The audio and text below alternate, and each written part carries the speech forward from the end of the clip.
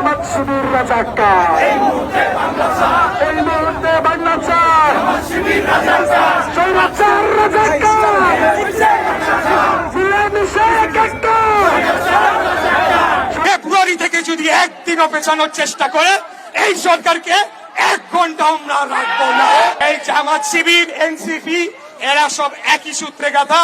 তারা চায় না বাংলাদেশে একটা স্বাভাবিক সুস্থ নিরাপদ পরিবেশ বজায় থাকুক, যাতে করে তারা বলতে পারে নির্বাচনের পরিবেশ নাই, এবং আমরা যখনই কোনো ঘটনা ঘটে তারপরেই তাদের পাতি নেতাদের মুখে এগুলো শুনতে পাই। আসসালামু আলাইকুম ওয়া রাহমাতুল্লাহ। সুপ্রিয় দর্শক, বিএনপি নেতা ইশরাক বাংলাদেশ জামাতে ইসলামী এবং ইসলামী ছাত্র শিবিরের বিরুদ্ধে স্লোগান দিয়েছে, জামাত শিবির রাজাকার, এই মুহূর্তে বাংলা সার।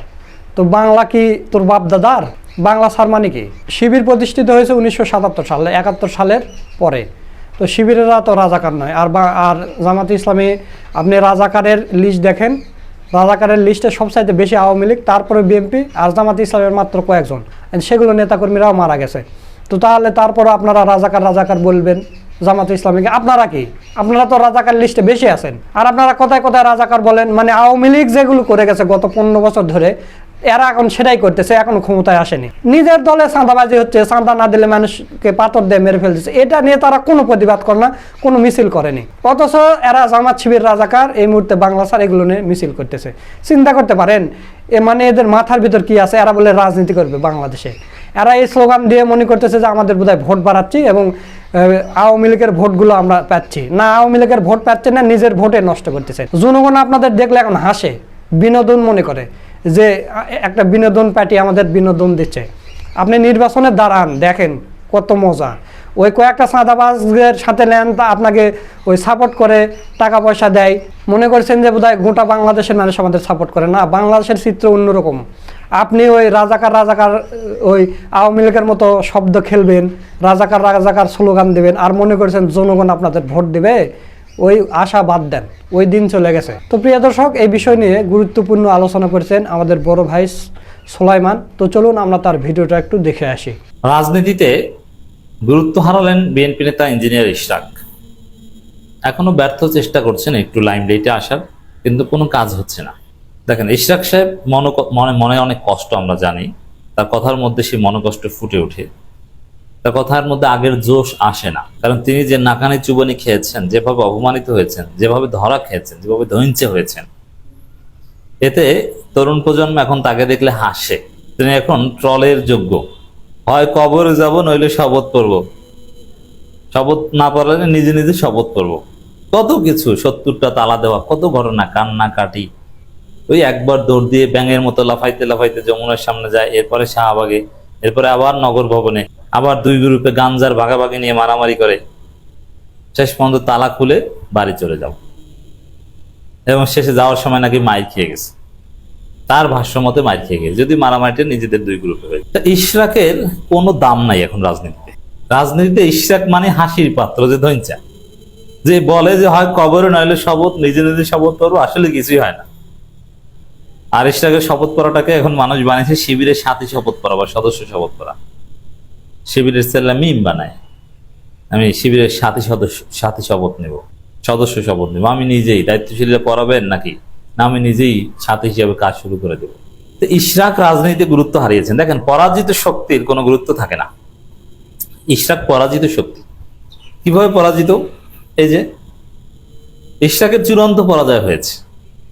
নগর ভবন কেন্দ্রিক আন্দোলন করে কচু নিয়ে তারপরে বাড়ি গেছে, কিচ্ছু পান নাই।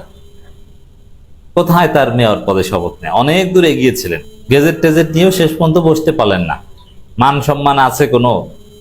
রাস্তায় বের হন কোন মুখ নিয়ে? তো পরাজিত শক্তি ঘুরে দাঁড়াতে পারে না, এটা বাস্তবতা। তো ইশরাক হচ্ছে পরাজিত শক্তি। টোটাল বিএনপি পরাজিত না হলে ইশরাক পরাজিত শক্তি। এই সরকারের আমলে ইশরাক এত চেষ্টা করেও যেটা পারেন না, বোঝা গেল যে ইশরাক কোনো কিছুই পারবেন না, তার কোনো সক্ষমতা নেই। এই পরাজিত শক্তি ইশরাক এখন ব্যর্থ চেষ্টা করছেন আবারও দৃশ্যপটে ফেরার। কিছুদিন চুপচাপ ছিলেন, বিএনপি নেতাদের প্রতি কষ্ট পেয়েছেন জানি, কারণ বিএনপি দলীয়ভাবে ইশরাককে ঘরে পাঠিয়ে দিয়েছে লন্ডন বৈঠকের পর। কিন্তু লন্ডন বৈঠকও টিকলো না, আর ইশরাকও ধৈর্য হয়ে চলে গেল। এখন আবার আসবেন সম্ভব না। সাধারণ জনগণ ইশরাকের ডাকে আগেও কেউ সাড়া দেয়নি, ভবিষ্যতে দিবে না। ট্রলের শিকার হবেন। কিন্তু দুঃখজনক হলো সত্য, সেই ইশরাক এখন আওয়ামী লীগের সুরে কথা বলছে, যেটা খুবই দুঃখজনক। আওয়ামী লীগের পক্ষে কথা বলছে। সাদেক হোসেন খোকার ছেলে হতাশা থেকে ধৈর্য হয়ে যে হতাশাগ্রস্ত হয়ে শেষ পর্যন্ত আওয়ামী লীগের পক্ষে বলবে, এটা আমরা প্রত্যাশা করিনি। যে আমরা ভেবেছিলাম যে ইশরাক সাহেব সাদেক হোসেন খোকার ছেলে, কষ্ট পেলে প্রয়োজনে বাসায় বসে থাকবেন, কিন্তু ক্ষোভ থেকে আওয়ামী লীগের পক্ষ নেবেন এটা আমরা আশা করিনি। কিন্তু আওয়ামী লীগের পক্ষও নিয়েছে। কিভাবে নিয়েছে আমি দেখিয়ে দিই। দেখেন ইশরাকের একটা বক্তব্য, যেখানেই মব দেখবেন সেখানেই উচিত শিক্ষা দেবেন ইশরাক। এখন ওই যে মব, এই পরিভাষাটা হচ্ছে আওয়ামী পরিভাষা। তা আওয়ামী লীগের ন্যারেটিভ, এদের কোনো মেধা আছে? ইঞ্জিনিয়ারিং করেছে কিন্তু পলিটিক্যাল সায়েন্স তো পড়েন নাই। আরে ভাই, আপনার পরিভাষা আপনি নিজে আবিষ্কার করেন। আচ্ছা, আর মব যে হয় বাংলাদেশে, মব হয়, আর আমরা মবের পক্ষে। মব জিনিসটা, মব নেগেটিভলি বলেন আওয়ামী লীগ, ভারতীয় মিডিয়া, সেটা নিয়েছে ইশরাক। এটা দুঃখজনক। আর দ্বিতীয় কথা হচ্ছে, যেসব জায়গায় মব হয়, বলা হয়, সেই মবটা কার বিরুদ্ধে হয়? সেটা আওয়ামী লীগের বিরুদ্ধে হয়। যেমন আওয়ামী লীগের সিইসির বিরুদ্ধে হয়েছে, অথবা সেই বিচারপতি মানিকের বিরুদ্ধে হয়েছিল। বিএনপির কারো বিরুদ্ধে তো মব হয় না। তাহলে কি বোঝা বলে? এই মব হয় যেখানেই মব সেখানে উচিত শিক্ষা দেবেন, এর মানে কি আওয়ামী লীগকে কেউ ধরলে আমরা আওয়ামী লীগের পক্ষে নিব, এটা বুঝিয়েছে। আরো সুনির্দিষ্টভাবে আওয়ামী লীগের পক্ষ নেওয়ার মতো আলামত ইশরাকের বক্তব্যে আছে, আমি আসছি সেদিকে। তো এই যারাই দেখবেন যে এই মবের বিরুদ্ধে কথা বলে, বুঝবেন যে তারাই হচ্ছে আওয়ামী ন্যারেটিভ গ্রহণ করেছে, ভারতের সাথে যোগাযোগ আছে। ওটা ভারতের বুদ্ধিজীবীরা শিখিয়ে দেয়, তারপরে সেটা বলে যে তোমরা মবের বিরোধিতা করো। এখন সামনে চুপ্পুকে জয় বাংলার আন্দোলন, আরো এরকম টুকটাক আন্দোলন হবে, তখন সেটাকে বিএনপি ও মব বলে প্রতিহতের চেষ্টা করবে। এই কারণে আর দেখবেন যে আওয়ামী লীগ বিএনপি একসাথে মাঠে নামার চেষ্টা করবে অদূর ভবিষ্যতে। কিন্তু মজার বিষয় হচ্ছে যে আওয়ামী লীগ কখনোই মাঠে নামতে পারবে না, আর একসাথে মাঠে নামলে একসাথে দোলাই খাবে, কিচ্ছু করতে পারবে না। আরো শুনুন, এই মব মব মব জিকির করার কারণে এই ফজু পাগলা রুমিন ফারহানাদের কাতারে চলে গেলেন ইশরাক। ইশরাক সাহেব বিএনপির জিয়াউর রহমান এবং খালেদা জিয়া পন্থীদের মধ্যে ছিলেন, কিন্তু না, জাতীয়তাবাদ এবং ইসলামী মূল্যবোধ পন্থীদের মধ্যে ছিলেন ইশরাক, কিন্তু এখন নেই। এখন ইশরাক সাহেব রুমিন ফারহানা এবং ফজু পাগলা আর কাতারে চলে গেলেন এই মব মব বলে। বিএনপি নেতা ইশরাক হোসেন বলেছেন, যেখানে মব দেখবেন সেখানে উচিত শিক্ষা দিয়ে বাড়িতে পাঠিয়ে দেবেন। আচ্ছা, মবের বিরুদ্ধে যদি মব করা হয় ওটা কি মব না? যেখানে মব দেখবেন সেখানে উচিত শিক্ষা দেবেন, মানে এক মবের বিরুদ্ধে আরেক মবের ডাক দিচ্ছে। তাহলে বুঝুন যে ইশরাকের মেধা কতদূর, জ্ঞান আছে। এই ছেলে আসলে কি বুঝে কিছু? বলছে যেখানে মব দেখবেন সেখানেই উচিত শিক্ষা দিয়ে বাড়িতে। আরে ভাই, এখানে আপনি যদি মবের বিরুদ্ধেই হতেন তাহলে কি বলতেন? যেখানে মব দেখবেন সেখানেই পুলিশ কিংবা সেনাবাহিনীকে খবর দিয়ে তাদেরকে ধরিয়ে দিবেন। কিন্তু আপনি নিজেই যদি মব প্রতিহত করেন তাহলে আপনি নিজেই তো মব করলেন। এর মানে ইশরাককে কেউ শিখিয়ে দিয়েছে যে বাবা তুমি মবের বিরুদ্ধে বলো, কিন্তু মবের বিরুদ্ধে বলতে যে আরেক মবের সমর্থন করে ফেলেছে, এটা আবার ইশরাক সাহেব বোঝেন নাই, ব্রেইন অতদূর কাজ করে নাই। হতাশা থেকে ব্রেইন কাজ করে না, কারণ যে নাকানের জীবনে খেয়েছেন নগর ভবনে, মান সম্মান তো নাই। এখন এরকম হতাশা আপনার মধ্যে ঢুকেছে। মবের বিরুদ্ধে বলতে যে তিনি মবের ঘোষণা দেন, হলো কিছু?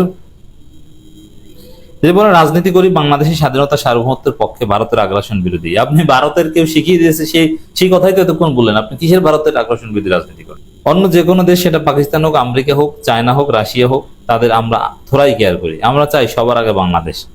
এগুলো ফাউল স্লোগান। বিএনপি এখন ভারতের দালাল, তারা ভারতের কুলে উঠেছে। ইশরাক হোসেন বলেন, আমাদের নেতার ব্যাপারে যখন কটূক্তি করা হবে অবশ্যই সেটা বাংলাদেশে কোটি মানুষের বুকে দাগ কাটবে। হ্যাঁ, রাইট, এটা ঠিক। কোটি বলতে মানে তাদের সমর্থক যারা। তবে এটা ধৈর্যের সাথে এটা মোকাবেলা করা কিংবা হজম করাটার মধ্যেই জ্ঞানীর পরিচয়। রাজপথে নামলে আপনাদের নেতার প্রতি কটূক্তি বাড়বে কিংবা মানুষের ক্ষুব্ধ হবে।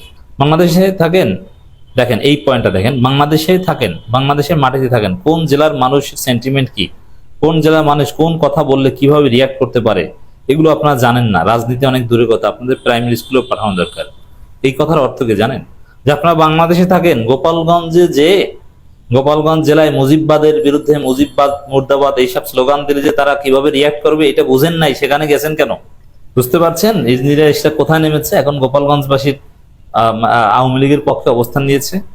এটা দুঃখজনক। সুপ্রিয় দর্শক, আপনারা সোলাইমান ভাইয়ের ভিডিওটা দেখলেন, আশা করছি পুরো বিষয়টা বুঝতে পেরেছেন যে ইশরাকের রাজনীতি জয় বাংলা হয়ে যাবে, এর নেতা কাতা হতে পারবে না। এরা অনেক তকম দেখাইছিল, এই কি বলে নগর ভবন দখল করে ফেললো, আমি মেয়র হয়ে গেছি, কি সংবাদ সম্মেলন কত কীগুলো সেগুলো আছে না নেই, এগুলো হুকুম থকুম এদের থাকবে না, দেখতে পাবেন।